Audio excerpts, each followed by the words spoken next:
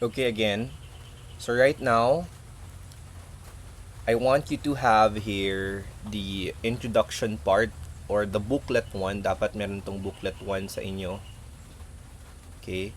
Booklet 1 contains the introduction to the problem, and then we also have here the journals, and then also we have here the general ledger, subsidiary ledger, and the worksheets and the financial statements. So dapat nakaprint to ngayon sa inyo.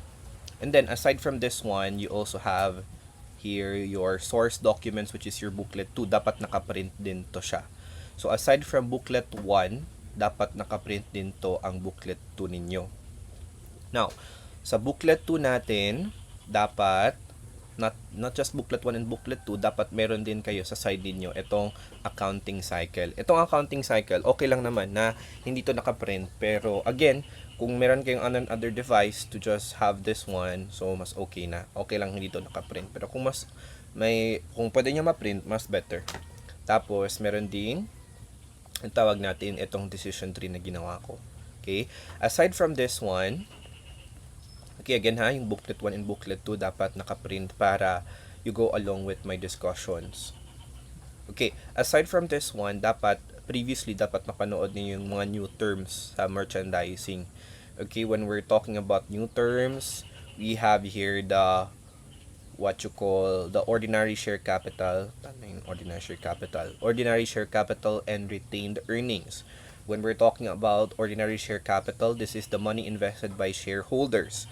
At alam dapat natin yung par value, and then alam din natin kung ano yung retained earnings para pagdating dito sa paggawa ng what you call this, the whole accounting cycle with source documents, dapat hindi na kayo nangangapa.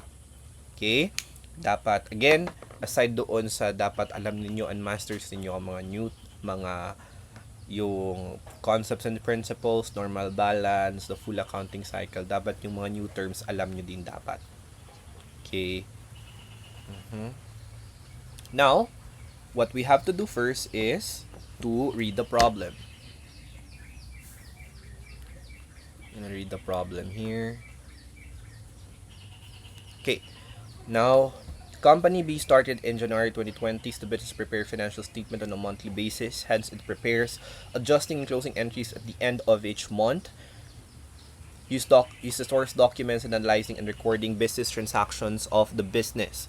Cut the documents if gathering the source documents, organize the documents by transactions, and arrange them chronologically. Arrange them chronologically by date and by series. So you have 5 hours and 40 minutes to complete the task, but if you finish earlier, so you may hand everything to your assessor. So you can see here, we have the different chart of accounts and the account codes, as well as the introductions of the problems. Meron tayo ditong presented below is the post-closing trial balance of Company B for the month ended September 30, 2020. As you can see here, we have the post-closing trial balance. When we're talking about the post-closing trial balance, ito yung post-closing at the end of the accounting period previously. Okay? So, dapat makikita natin dito na walang nominal accounts. Pag post-closing trial balance, dapat walang mga nominal accounts. Kasi, ang mga nominal accounts ay ginagawa siyang zero. Zero out siya. Okay? As you can see here, we have here the required or pwede din tong instructions sa ibang mga problems. Transfer the post-closing trial balance amount to score accounting account in general ledger as beginning balance. Of course, yun ang dapat nating unang gawin. Journalize and post the transactions for the month of October. Prepare the trial balance directly at the worksheets. Complete the worksheets.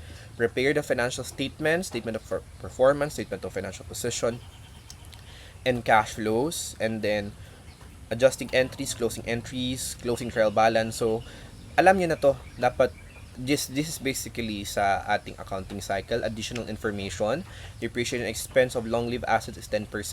Purchase of supplies directly recorded as supplies expense. Merchandise inventory at October 31 is 120,000.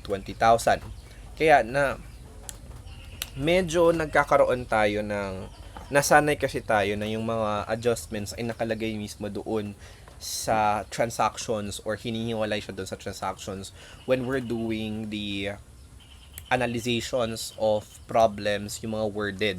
Okay, nakalagay doon, nakasegregate yung adjustments. Dito kasi nakahalo siya. Kaya dapat meron kayong proper analytical and critical thinking para malaman kung saan ba ang mga adjusting entries dito. At makikita natin to siya dito sa additional informations or sa instructions sa other problems. Makita natin dito, depreciation expense of long-lived assets is 10%. So, ibig sabihin, ito yung depreciation niya. Kung meron kayong, ano ba yung mga depreciable assets dito? Of course, itong store equipment and office equipment. So, 10% daw of the assets cost per annum. Ang mali lang dito ng iba, if hindi nyo maayos na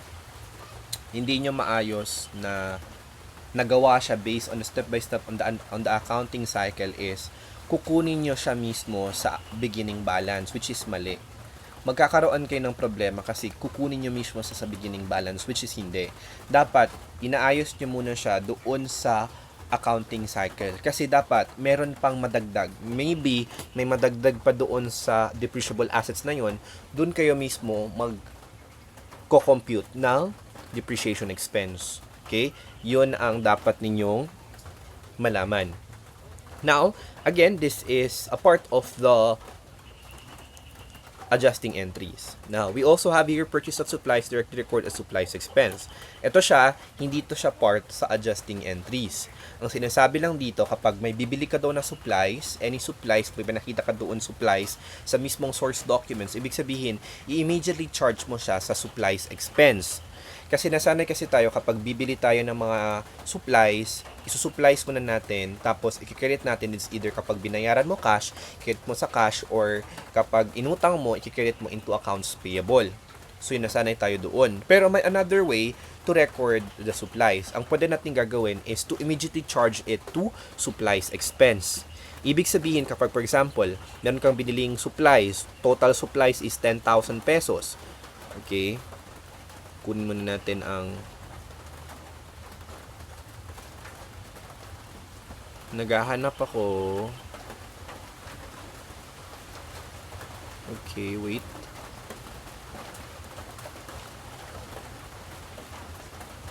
So naghahanap ako ng ng pen dito. Okay, so naghahanap tayo. Okay, purchase of supplies, directly supplies expense. Ibig sabihin nito ay kapag bibili kayo ng supplies, let's say for example, 10K na supplies, hindi mo siya i-record as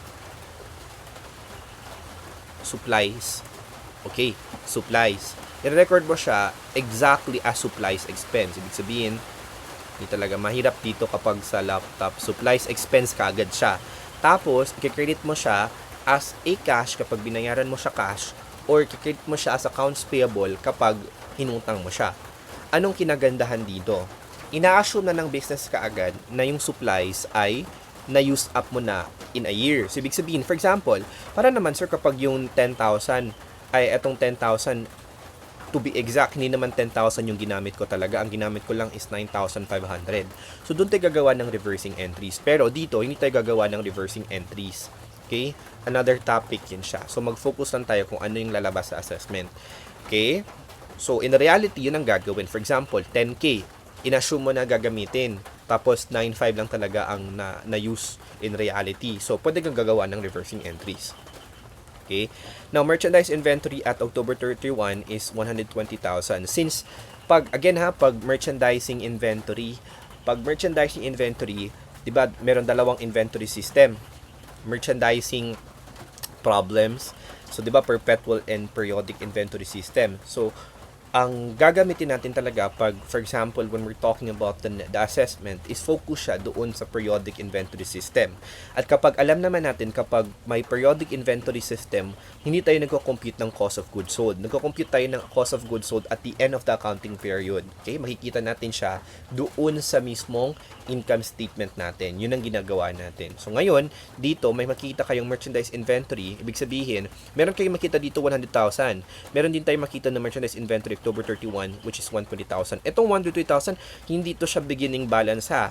Ito yung magiging amount dapat ng at the end of the accounting period. Kasi nga, pagkakaiba kasi pagdating sa perpetual inventory system, hindi tayo na problema, hindi na tayo magko-compute ng merchandise, hindi na tayo meron na kaagad, entry dito sa merchandise inventory pag perpetual inventory system. Okay, mahaba nga lang. Pagdating sa periodic, ginagawa natin ay kinakount lang natin yung kung ano ba yung natira para ma-determine natin kung ano ba yung cost of goods sold. So, eto merchandise inventory dito na 100,000, ito lang yung pinopost. Ito, post as beginning balance. Etong 120,000, hindi siya pinopost. Nilalagay ito siya saan? Sa doon sa ating closing entries para ma-establish na ito 100,000 yung una, at the end 120,000. Kailangan to siya kasi nga hindi tayo nagko-compute ng cost of goods sold every time na may transactions. Okay? Now, ano pa bang nakalimutan ko? Purchase of supplies, okay, wala tayo ditong percentage tax. At yung percentage tax kasi, usually kasi, napupunta siya doon mismo sa tinatawag nating servicing.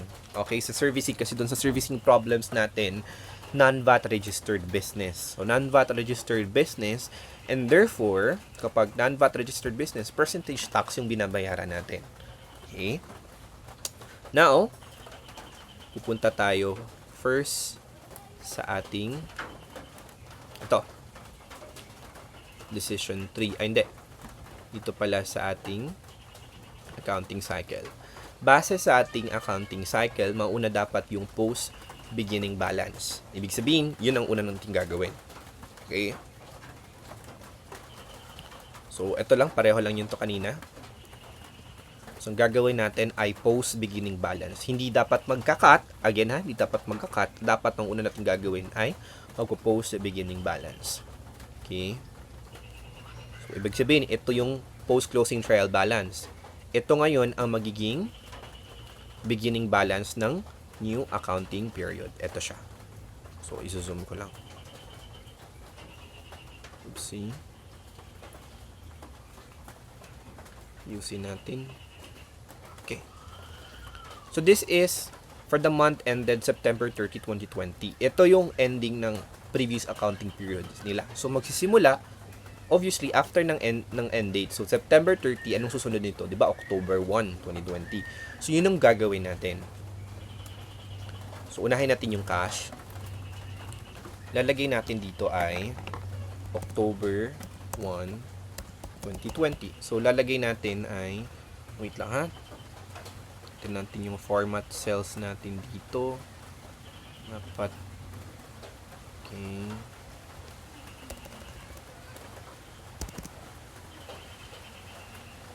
Okay. Now, lalagyan natin dito sa item natin is beginning balance, or pwede din beginning, pwede din ganito. Okay lang yan. Ganyan. So, sa PR, kapag beginning balance, naglalagay tayo ng check mark. Umuulan. I-off muna natin kasi umuulan.